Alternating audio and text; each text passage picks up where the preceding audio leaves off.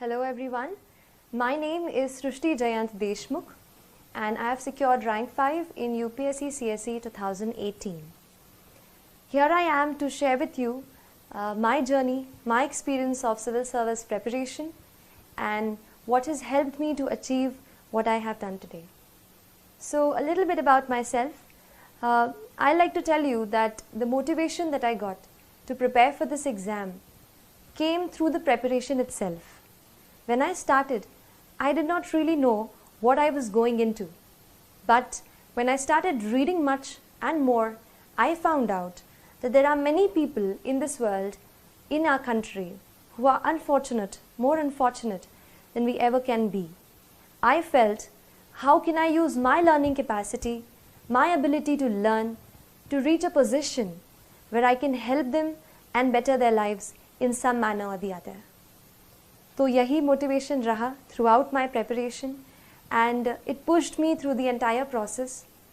And I'll tell you that this exam not only help you change other people's lives, but ये आपको भी एक बेहतर इंसान बनने में मदद करती है. That is the beauty of UPSC CSE examination. It makes you into a person who's much more sensitive, who's much more responsible, and who looks forward to doing something for the society. So coming to the exam, I'd like to start by first telling you about the organization of notes.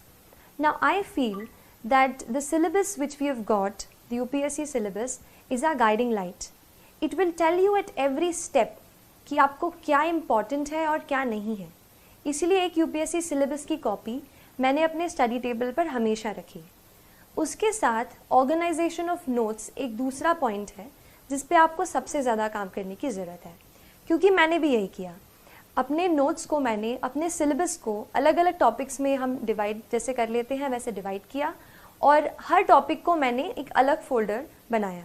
तो उससे related जो भी मुझे editorial कहीं newspaper में या कहीं internet पे ऑनलाइन मैंने उसके बारे में पढ़ा, तो वो सारा मटेरियल मैंने उस एक फोल्डर में डाल दिया. उससे ये हुआ कि जब मैंने रिवीजन करने की कोशिश की तो I found everything at one place. तो एक ये चीज़ है कि अपने नोट्स को आप अच्छे से ऑर्गेनाइज करें. ये काम आपको स्पेशली ज़्यादा ऑप्शनल में आएगा, क्योंकि ऑप्शनल में भी जैसे मेरा ऑप्शनल सोशियोलॉजी था तो उसमें ये सब्जेक्ट मेरे लिए नया था, लेकिन उसके सिलेबस के साथ मैं उसको हमेशा सिलेबस को साथ रखा मैंने और प्रीवियस ईयर के पेपर्स को मैंने देखती रही. मैं ऑप्शनल के पेपर में थोड़ा ऐसा है कि थीम्स जो हैं कई बार रिपीट होती हैं टॉपिक्स के, तो उन थीम्स पे आप हमेशा फोकस करते रहिए और कुछ थीम्स के आप अलग से नोट्स बनाइए खुद. मैंने कोशिश की कि मैं खुद अपने नोट्स रेफरेंस बुक से बनाऊं, क्योंकि जब मैं खुद उसको लिख लेती थी तो जो अंडरस्टैंडिंग है वो मेरी बेटर हो जाती थी. तो खुद के नोट्स पे मैंने खुद नोट्स बनाने की ज़्यादा कोशिश की.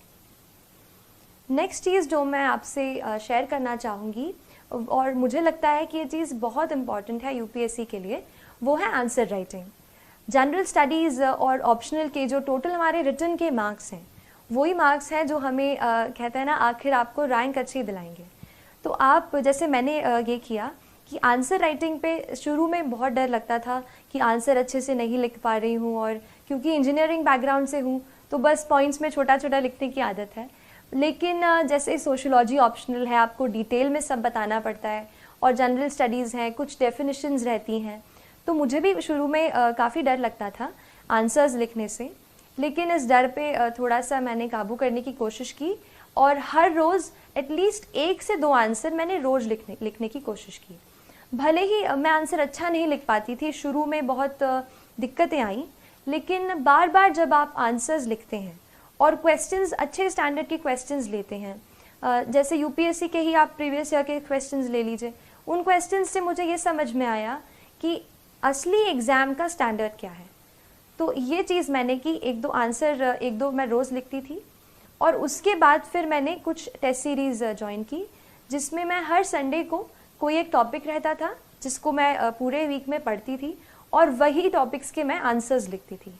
So that answer writing practice I think इतनी बिल्ड हो जाती है कि बाद में जब एग्ज़ाम में कोई सवाल जैसे आपको नहीं भी आ रहा हो तो भी आप अब सवाल से कुछ की टर्म्स को ढूंढ करके आप कुछ ना कुछ उसमें लिख सकते हैं जो कि उस आंसर के लिए रेलेवेंट हो।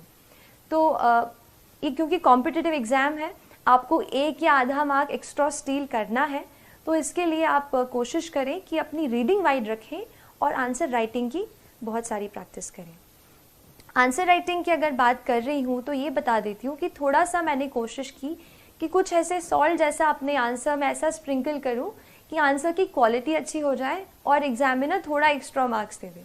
तो इसके लिए मैंने कोशिश की, जैसे फैक्ट्स कहीं से अपन जैसे न्यूज़पेपर पढ़ते हैं, कोई फैक्ट्स पढ़ते हैं, उसको मैंने पहले एक बुक में अलग से नोट कर लिया था।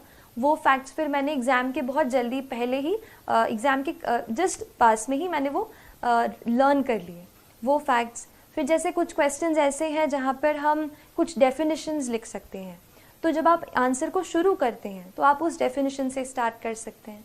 इसके अलावा कुछ कमेटी की रिपोर्ट्स होती हैं, जैसे ARC रिपोर्ट्स होती हैं, या फिर एक और बहुत इम्पॉर्टेंट रिसोर्स जो मैंने बहुत ही ज़्यादा यूज़ किया है वो है नीति आयोग का 3 ईयर एक्शन एजेंडा। ये जो एक डॉक्यूमेंट है, इसमें आपको गवर्नमेंट की सारी स्कीम्स एक जगह पर मिल जाएंगी, so you understand the perspective of the government. और वो मैंने पूरा डॉक्यूमेंट, उसमें काफ़ी टाइम लगा पढ़ने को, बट जब मैंने एक बार पढ़ लिया था तो काफ़ी कुछ मैं उसका अपनी आंसर्स में कोट कर पाई। तो जो भी गवर्नमेंट के डॉक्यूमेंट्स हों, जैसे इकोनॉमिक सर्वे आता है, बजट आता है, ये आप बिल्कुल अच्छे से पढ़ें, मैंने भी पढ़ा और इसको फिर मैंने कोशिश की कि आंसर में लिखूं। इसके अलावा मैंने आंसर्स में कुछ इंटरनेशनल इंडेक्सेस हम पढ़ते हैं, जैसे एनवायरमेंटल प्रोटेक्शन इंडेक्स है, वर्ल्ड इकोनॉमिक फोरम की बहुत सारे इंडेक्स हैं जो अभी न्यूज़ में रहती हैं। तो उस इंडेक्स में इंडिया की जो भी रैंकिंग रही है, आप उसको भी अपने आंसर्स में जहाँ रेलेवेंट हो वहाँ कोट कर सकते हैं। और एक और लास्ट चीज़, आंसर्स में आप थोड़ा सा कहीं फ्लो चार्ट या कहीं इंडिया का मैप, ऐसे भी आप घर से प्रैक्टिस, पहले से जब आप आंसर राइटिंग करते हो आप उसमें प्रैक्टिस करो। मैंने एक शीट में जो भी मुझसे लगा कि ये यूज़ हो पाएगा, मैंने एक जगह पे सारी ड्राइंग्स ऐसे फ्लो चार्ट्स इकट्ठा कर लिए थे और वही फिर मैं रिवाइज करके आंसर हॉल में, जो भी राइटिंग हॉल था, वहाँ गई। तो उससे मुझे लगता है कि आंसर्स मैं अच्छे लिख पाई और तय वक्त में, यानी जो हमें 3 आवर्स का टाइम मिलता है, उसमें मैंने कोशिश की कि मैं सारे आंसर्स जो है वो कंप्लीट करके आऊँ। ये जो कॉपीज़ हैं ये आप iscore.in पर देख सकते हैं। इसके अलावा करंट अफेयर्स बेस्ड स्टडी, इस पे भी मैं थोड़ी सी बात करना चाहूँगी आपसे। मैंने ये किया कि क्योंकि ज़्यादा ह्यूमैनिटीज़ का बैकग्राउंड नहीं था, तो जो भी करंट अफेयर्स पे मैं पढ़ती थी, जैसे कई बार कोई इम्पॉर्टेंट न्यूज़ जो है, जैसे इलेक्शन है, प्रेसिडेंशियल इलेक्शंस हैं, तो उस पर बहुत सारे आर्टिकल्स आप देखोगे कि न्यूज़पेपर में आते हैं। वहीं से मैंने एडिटोरियल्स के नोट्स बनाए, उनको इकट्ठा किया और करंट अफेयर्स से ही मैंने कोशिश की कि पेपर 2 यानी GS2 और GS3 की मैक्सिमम प्रेपरेशन, मैं कहूँगी कि मैंने न्यूज़पेपर्स, आर्टिकल्स ऑनलाइन जो आपको मिल जाएंगे, अच्छे आर्टिकल्स अच्छी वेबसाइट्स के, न्यूज़पेपर्स के, वहाँ से मैंने कोशिश की कि GS2 और GS3 के आंसर्स मैं वहाँ से कवर कर सकूँ। बाकी GS1 में तो काफ़ी पार्ट जो है स्टैटिक है, जैसे हिस्ट्री, जियोग्राफी, वर्ल्ड हिस्ट्री, तो इसके लिए स्टैंडर्ड बुक्स ही मैंने रेफ़र की थी। करंट अफेयर्स बेस्ड स्टडी के बाद मैं थोड़ा सा आपको एक और लास्ट चीज़ बताना चाहूँगी टेस्ट के बारे में। कई बार हम सोचते हैं कि टेस्ट हमें बहुत सारे देने हैं, एंड मैंने भी पहले ये टेस्ट किया है कि टेस्ट सीरीज़ बहुत ज़रूरी है। टेस्ट सीरीज़ इसलिए इम्पॉर्टेंट हो जाती है क्योंकि हमें घर बैठे ये नहीं पता चलता कि हमारा क्या लेवल है, क्या स्टैंडर्ड है, क्या हम उस तरीके का एग्ज़ाम में परफॉर्म कर पाएंगे। तो ऐसे डाउट्स मुझे भी थे। टेस्ट देके मुझे ये पता चला कि ऑल इंडिया लेवल पर या जो भी आप इंस्टीट्यूट का ले रहे हैं उस लेवल पर आपकी क्या स्टैंडिंग है। तो इसके लिए आप टेस्ट ज़रूर लगाने की कोशिश करें। लेकिन इसमें एक और चीज़ मैं ऐड करूँगी, टेस्ट हम काफ़ी देते हैं, जैसे मान लीजिए प्रीलिम्स का टेस्ट है, हम 100 क्वेश्चंस तो अटेम्प्ट कर लेते हैं, लेकिन उसके बाद इतने एग्जॉस्ट हो जाते हैं कि उसको रिवाइज़ ही नहीं करते। ये मत कीजिए। मैंने बहुत जब ये गलती की, बाद में रियलाइज़ हुआ कि कई क्वेश्चंस फिर से ऐसे आ गए जो मैंने पहले कर चुके थे पर मैंने उनको पढ़ा नहीं था।